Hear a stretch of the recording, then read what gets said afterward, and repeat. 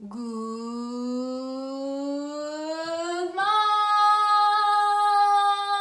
morning! Good morning!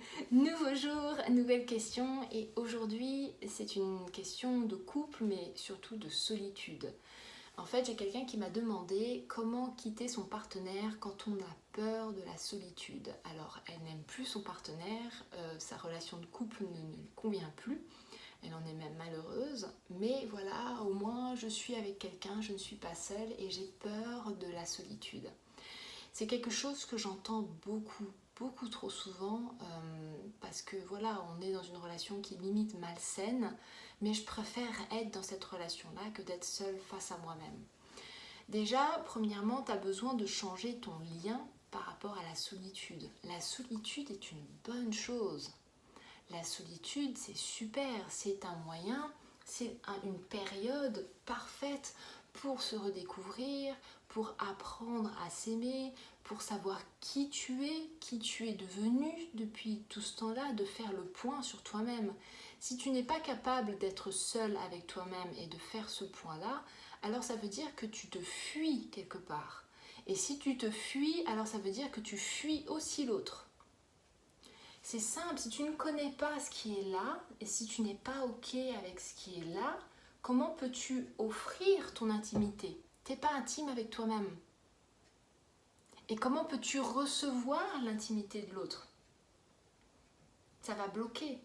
Donc la solitude est une belle période, c'est quelque chose de beau la solitude. C'est je suis face à moi-même, je suis moi avec moi. En fait, on n'est jamais seul, on est avec soi-même. Déjà, premièrement. Deuxièmement, les personnes qui sont seules, qui disent je suis seule, je rencontre personne, ce sont des personnes qui veulent être seules, inconsciemment, mais elles ont tout un tas de programmes et de saboteurs qui font qu'elles se retrouvent seules. Et quelque part, ça protège de plein de peurs. Peut-être la peur du jugement, la peur d'être vue, la peur d'être critiquée, la peur de ne pas être acceptée, la peur d'être trahie. Il y a plein de peurs. Mais ce sont des peurs qui font qu'elles se retrouvent seules. Qu'elle se retrouve le soir devant un écran de télé, de téléphone, de portable, tout simplement parce que c'est bien mieux d'être caché derrière un écran, ça offre un certain confort. Je peux raconter ce que je veux derrière un écran, je peux mettre la photo que je veux derrière un écran. C'est une réalité, les personnes qui sont seules, ce sont des personnes qui décident, peut-être inconsciemment, peut-être qu'elles ne s'en rendent pas compte, mais ce sont des personnes qui décident d'être seules. Quand je suis arrivée à Paris, je connaissais personne. Quand je suis arrivée, la première chose que j'ai fait, c'est m'inscrire à des cours de salsa. C'est aller à des soirées d'after work. C'est d'aller m'inscrire dans un club de sport. Et de rencontrer du monde. Je n'ai fait que ça. Et entre-temps, j'ai développé des relations.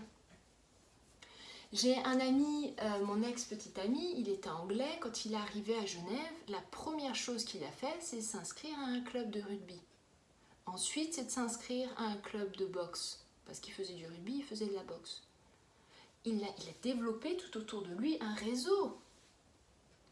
Mais si je suis seule chez moi et que j'attends que les gens viennent, personne ne viendra. Lorsque je suis arrivée chez moi, il y a aussi autre chose que j'ai fait. C'est frapper chez mes voisins. Bonjour, avec du chocolat? Bonjour, je suis votre nouvelle voisine. Je m'appelle Fanny. Et de commencer à faire connaissance. Et à partir de là, j'ai développé des relations avec eux. Ce qui fait que je ne suis jamais seule. La solitude est un choix. Peut-être que vous allez dire non, c'est pas vrai, machin. La solitude est un choix qui nourrit des peurs chez vous. C'est peut-être un choix inconscient, mais c'est un choix quand même. Donc change ton lien avec la solitude, déjà premièrement, parce qu'en plus de ça, tout ce qu'on rejette nous domine. Donc change ton lien avec la solitude.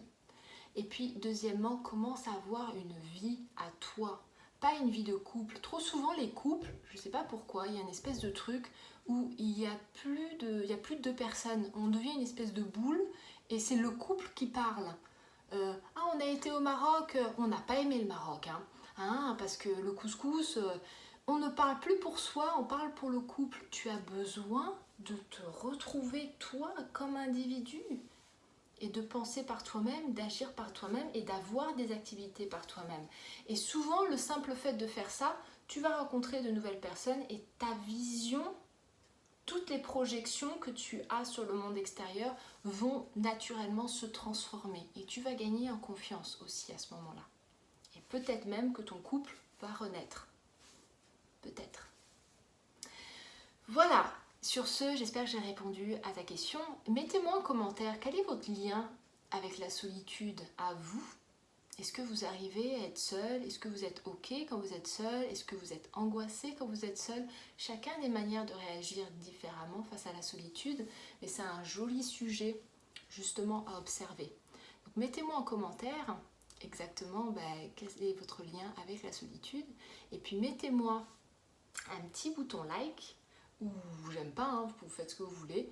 Abonnez-vous et partagez la vidéo parce que ça peut servir à d'autres personnes qui justement vivent la solitude de manière quotidienne mais qui ne se rendent pas compte que c'est un choix inconscient. Parce que c'est un choix inconscient. Voilà. Motivé par des peurs. Sur ce, je vous embrasse, je vous souhaite une belle journée et prenez soin de vous. Ciao, ciao!